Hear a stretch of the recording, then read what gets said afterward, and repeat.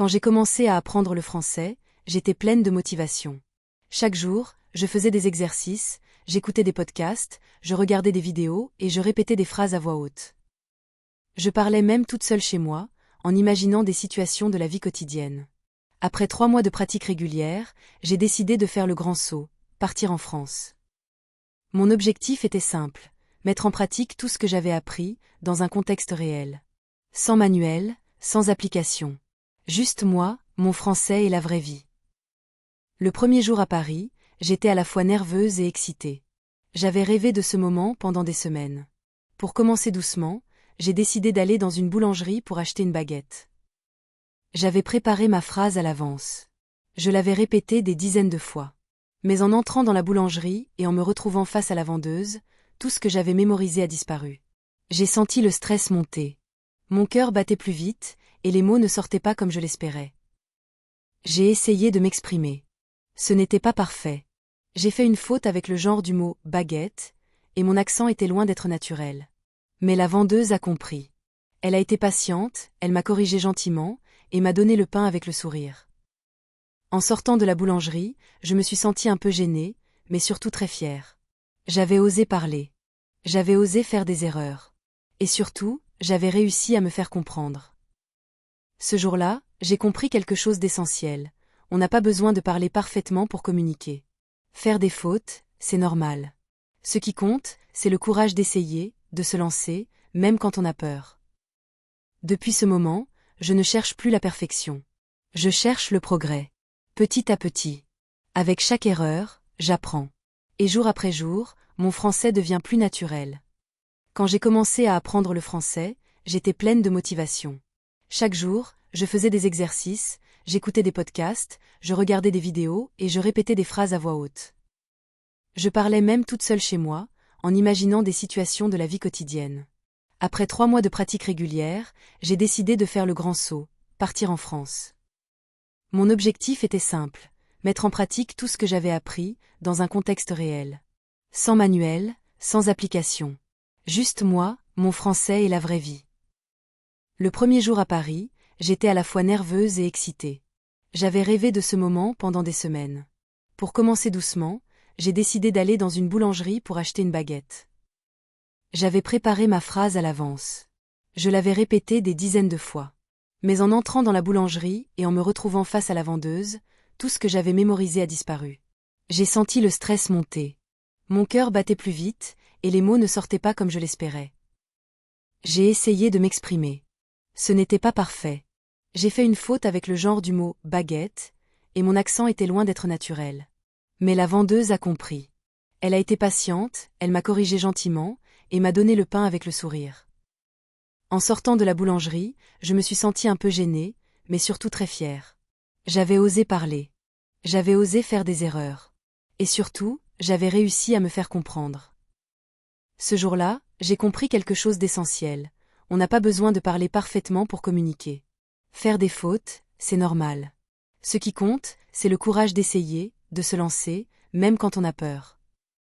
Depuis ce moment, je ne cherche plus la perfection. Je cherche le progrès. Petit à petit. Avec chaque erreur, j'apprends. Et jour après jour, mon français devient plus naturel.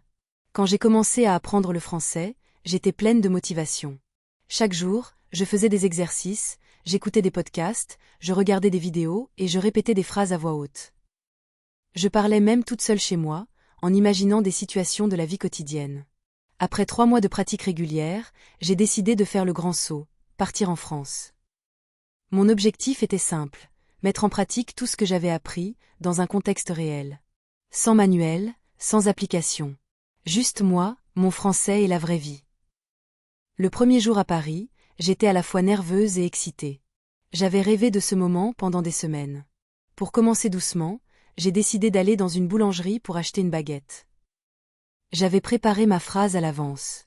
Je l'avais répétée des dizaines de fois. Mais en entrant dans la boulangerie et en me retrouvant face à la vendeuse, tout ce que j'avais mémorisé a disparu. J'ai senti le stress monter. Mon cœur battait plus vite, et les mots ne sortaient pas comme je l'espérais. J'ai essayé de m'exprimer. Ce n'était pas parfait. J'ai fait une faute avec le genre du mot « baguette », et mon accent était loin d'être naturel. Mais la vendeuse a compris. Elle a été patiente, elle m'a corrigé gentiment, et m'a donné le pain avec le sourire. En sortant de la boulangerie, je me suis sentie un peu gênée, mais surtout très fière. J'avais osé parler.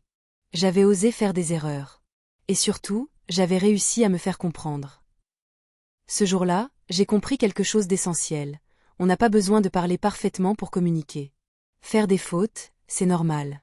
Ce qui compte, c'est le courage d'essayer, de se lancer, même quand on a peur. Depuis ce moment, je ne cherche plus la perfection. Je cherche le progrès. Petit à petit. Avec chaque erreur, j'apprends. Et jour après jour, mon français devient plus naturel. Quand j'ai commencé à apprendre le français, j'étais pleine de motivation. Chaque jour, je faisais des exercices, j'écoutais des podcasts, je regardais des vidéos et je répétais des phrases à voix haute. Je parlais même toute seule chez moi, en imaginant des situations de la vie quotidienne. Après 3 mois de pratique régulière, j'ai décidé de faire le grand saut, partir en France.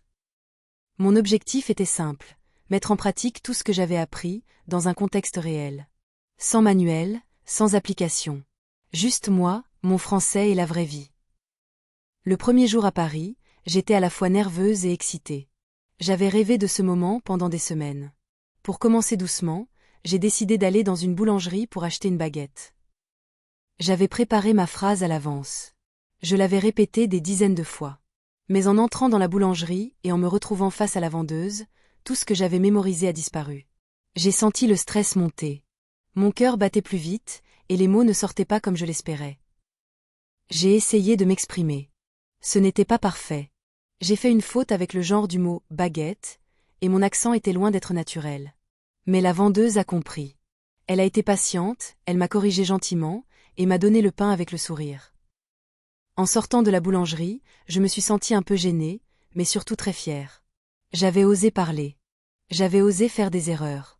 Et surtout, j'avais réussi à me faire comprendre. Ce jour-là, j'ai compris quelque chose d'essentiel. On n'a pas besoin de parler parfaitement pour communiquer. Faire des fautes, c'est normal. Ce qui compte, c'est le courage d'essayer, de se lancer, même quand on a peur. Depuis ce moment, je ne cherche plus la perfection. Je cherche le progrès. Petit à petit. Avec chaque erreur, j'apprends. Et jour après jour, mon français devient plus naturel. Quand j'ai commencé à apprendre le français, j'étais pleine de motivation. Chaque jour, je faisais des exercices, j'écoutais des podcasts, je regardais des vidéos et je répétais des phrases à voix haute. Je parlais même toute seule chez moi, en imaginant des situations de la vie quotidienne. Après 3 mois de pratique régulière, j'ai décidé de faire le grand saut, partir en France. Mon objectif était simple, mettre en pratique tout ce que j'avais appris, dans un contexte réel. Sans manuel, sans application. Juste moi, mon français et la vraie vie. Le premier jour à Paris, j'étais à la fois nerveuse et excitée. J'avais rêvé de ce moment pendant des semaines. Pour commencer doucement, j'ai décidé d'aller dans une boulangerie pour acheter une baguette. J'avais préparé ma phrase à l'avance. Je l'avais répétée des dizaines de fois. Mais en entrant dans la boulangerie et en me retrouvant face à la vendeuse, tout ce que j'avais mémorisé a disparu. J'ai senti le stress monter. Mon cœur battait plus vite, et les mots ne sortaient pas comme je l'espérais. J'ai essayé de m'exprimer. Ce n'était pas parfait. J'ai fait une faute avec le genre du mot « baguette », et mon accent était loin d'être naturel. Mais la vendeuse a compris. Elle a été patiente, elle m'a corrigé gentiment, et m'a donné le pain avec le sourire. En sortant de la boulangerie, je me suis sentie un peu gênée, mais surtout très fière. J'avais osé parler. J'avais osé faire des erreurs. Et surtout, j'avais réussi à me faire comprendre. Ce jour-là, j'ai compris quelque chose d'essentiel.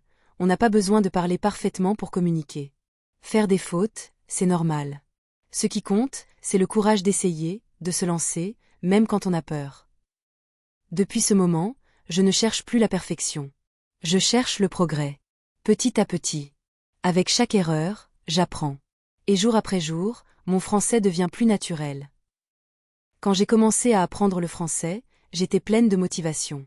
Chaque jour, je faisais des exercices, j'écoutais des podcasts, je regardais des vidéos et je répétais des phrases à voix haute.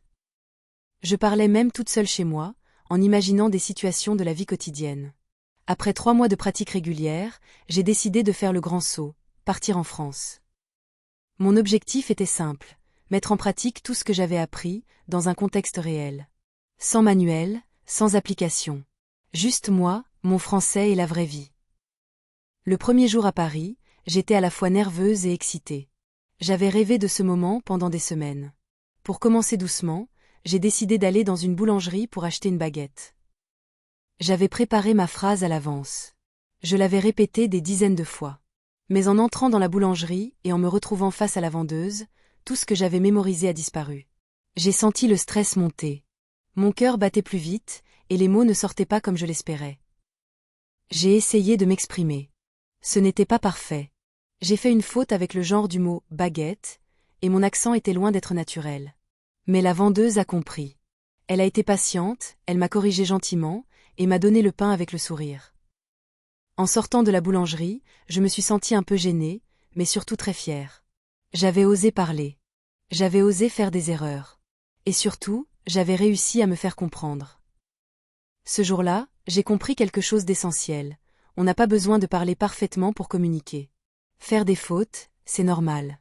Ce qui compte, c'est le courage d'essayer, de se lancer, même quand on a peur.